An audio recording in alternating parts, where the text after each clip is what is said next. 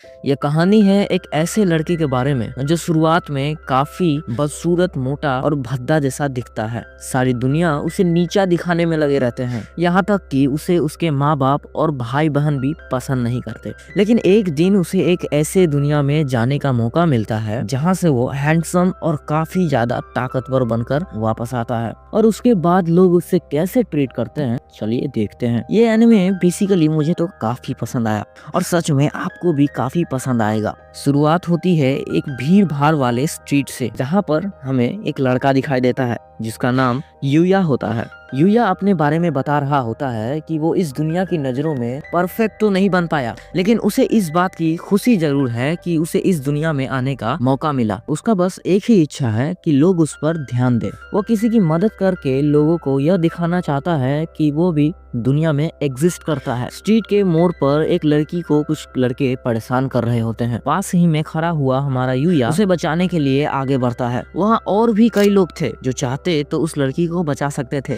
लेकिन सभी अपने आप में ही व्यस्त थे।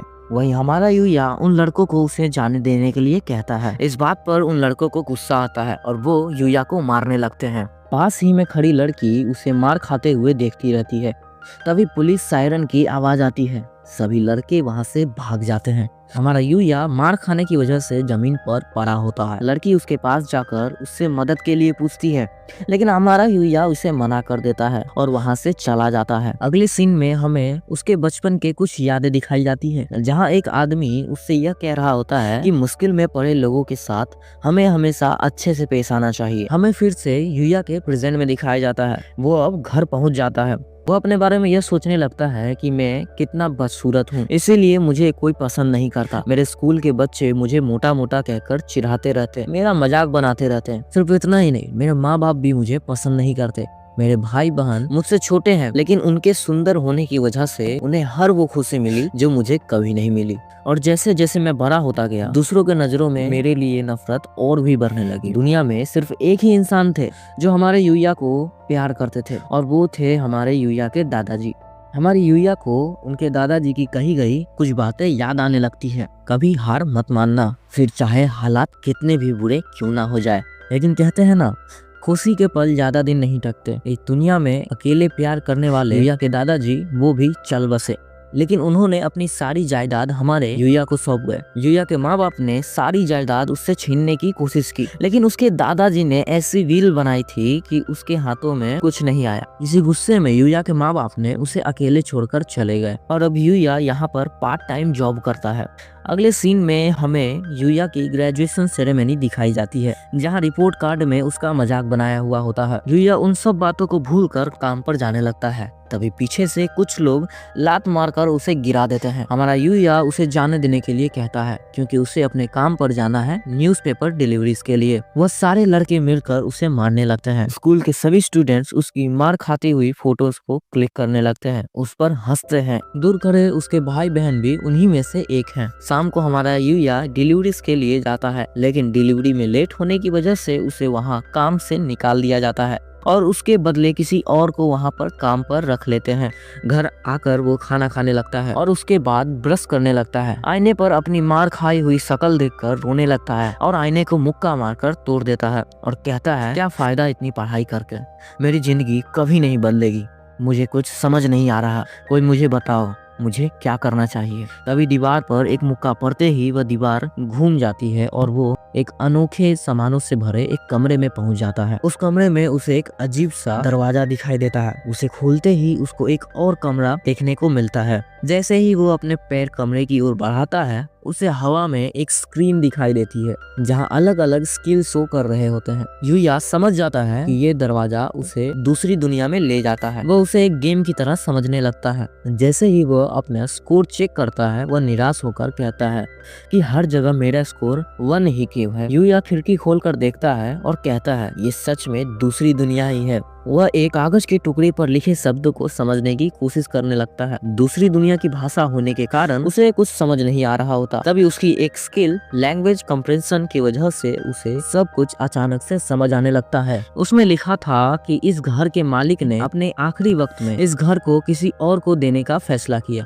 और ये सब उस इंसान का हो जाएगा जो इसे पहले ढूंढेगा। और इसका मतलब अब इस घर का मालिक हमारा यूया है। जादू की मदद से इस घर की ओनरशिप अपग्रेड हो जाएगी और इस घर में इसके मालिक के अलावा कोई नहीं आ सकता। यहाँ पर काफी सारे हथियार भी थे।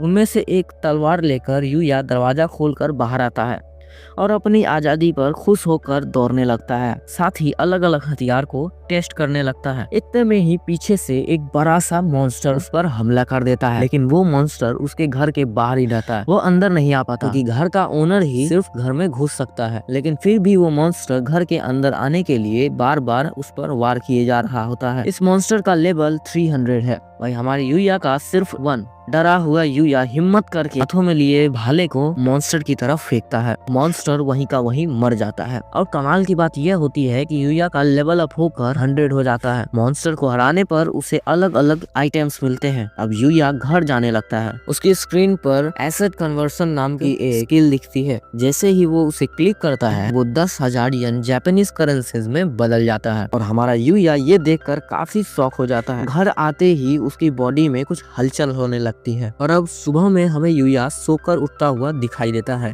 उसे महसूस होता है कि उसकी बॉडी कुछ हद तक बदल चुकी है। ये देखने के लिए वो बाथरूम के शीशे में देखने के लिए जाता है। अब क्योंकि उसने पिछली रात उस शीशे को तोड़ दिया था तो वो अब अपने आप को नहीं देख पाता। उसे अब उसके पुराने कपड़े फिट नहीं हो रहे होते तो वो फिटिंग कपड़े को पहनकर वापस दूसरी दुनिया में जाता है और उसे यह भी महसूस होता है कि उसकी नजर काफी तेज हो गई। इतने में उसे अपने बगीचे में काफी सारे औषधि वाले पौधे मिलते हैं तो अचानक फिर से उसे एक मॉन्स्टर दिखता है। लेकिन इस बार हमारा यूया बिना डरे उसे मार देता है और उसे फिर से कुछ आइटम्स मिलता है और इस बार आइटम्स को बेचने पर उसे 3 लाख येन मिलते हैं और उन पैसों से कूल यूनिफॉर्म लेने के लिए वह दुकान चला जाता है। वह दूसरी दुनिया में जाकर उसके गार्डन के सब्जी को पकाकर खाने लगता है। यूया अब मार्शल आर्ट्स और दूसरी दुनिया के बारे में जानकारी इकट्ठा करने लगता है। साथ ही लड़ने की प्रैक्टिस भी करने लगता है। शाम को वो बगीचे में घूम रहा होता है। अचानक एक बड़ा सा गॉब्लिन आ जाता है लेकिन यूया आराम से उसे हरा देता है। गॉब्लिन को हराने पर मिली आइटम्स को आइटम बॉक्स में रखने के बाद हमें सुबह का सीन दिखाया जाता है जहां हमारा यूया स्कूल यूनिफॉर्म में स्कूल जाता है और उसे देखकर सारी लड़कियां उस पर लट्टू हो जाती हैं। यूया को कुछ समझ नहीं आ रहा होता है और वो अपनी क्लास में जाकर बैठ जाता है। लेकिन तभी 2 लड़के उसके पीछे से उससे पूछते हैं, ओए तुझे कभी देखा नहीं इस स्कूल में, ट्रांसफर होकर आया है क्या? सभी सन्नाटे से उसे देख रहे होते हैं। यूया जवाब में कहता है, मैं तो इसी क्लास में हूँ, यूया तेंजो। सारे स्टूडेंट्स के साथ ही उसके भाई बहन भी शॉक हो जाते हैं। तभी वो लड़के कहते हैं, मुझे यकीन नहीं हो रहा है तुम्हारी बातों पर, क्योंकि यूया मोटा भद्दा और सुअर जैसा दिखता है। सच बताओ तुम ट्रांसफर स्टूडेंट हो ना? अगले सीन में यूया भागकर स्कूल वॉशरूम के आईने में खुद को देखकर वो भी हैरान हो जाता है और कहता है, ये सच में मैं ही हूँ। इसी के साथ ये एपिसोड यही खत्म हो जाता है। ऐसी कमाल की एनिमे एक्सप्लेनेशन वीडियोस के लिए हमारे चैनल को अभी सब्सक्राइब कर लो। क्या पता हम दोबारा मिले या ना मिले। और अगर आप इसका सेकंड एपिसोड देखना चाहते हैं तो कमेंट में हमें एपिसोड नंबर 2 जरूर लिखें। इसी के साथ मैं मिलता हूँ आपको अगले एपिसोड में। तब तक के लिए सायोनारा।